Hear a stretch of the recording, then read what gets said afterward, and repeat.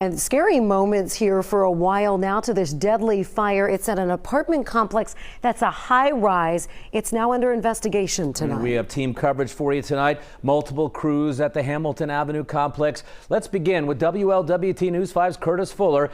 He was among the first reporters there on the scene. Curtis.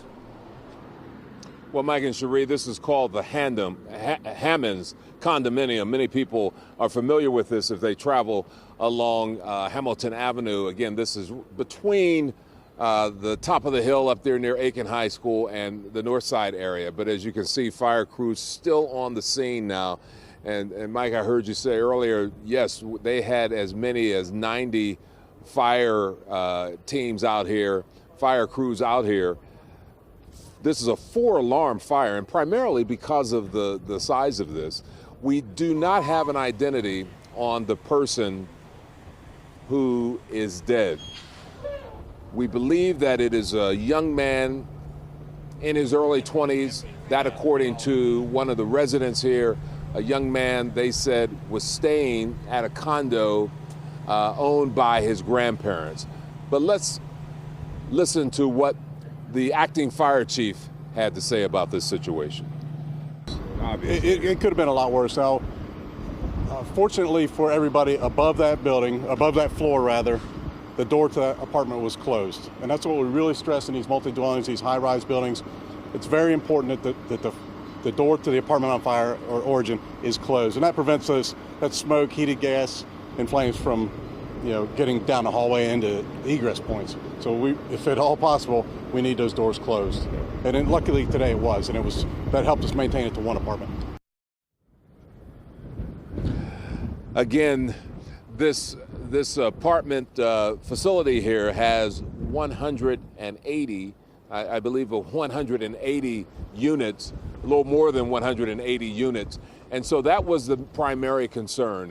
Many of the residents here are seniors, and so that's obviously a concern, how if this fire really spread, that they would have a serious issue. So again, a 4-alarm fire, but primarily out of precaution. It was contained, we're told, to one unit on the 12th floor, one unit on the 12th floor. Reporting live, I'm Curtis Fuller, WLWT News 5. All right, Curtis, thanks so much. Again, we have team coverage for you. Let's check in with Karen Johnson. She continues our team coverage for us tonight. And Karen, from what I understand, you're on the other side of the street. It was shut down for a while, right? Is it still closed?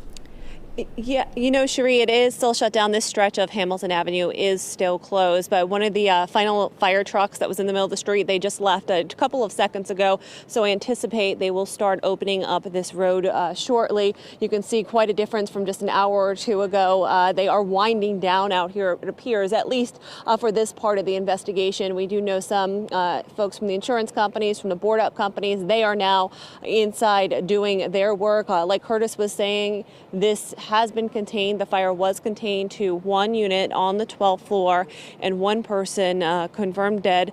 As you can imagine, though, folks, residents inside of this building, it was a little chaotic for them when the calls first came in, unsure of what's going on. Let's take a listen as to why the fire chief says they didn't evacuate this high rise. But I do know it was an unoccupied apartment, so we did maintain we kept the fire to one apartment. And knocked it out on that floor. So no evacuations or anything? There were some evacuations, a lot of self-evacuations. People left the building before we got here. And that was what we call shelter in place. A large building like this, we encourage people to shelter in place to avoid filling up the stairwells if they don't have to.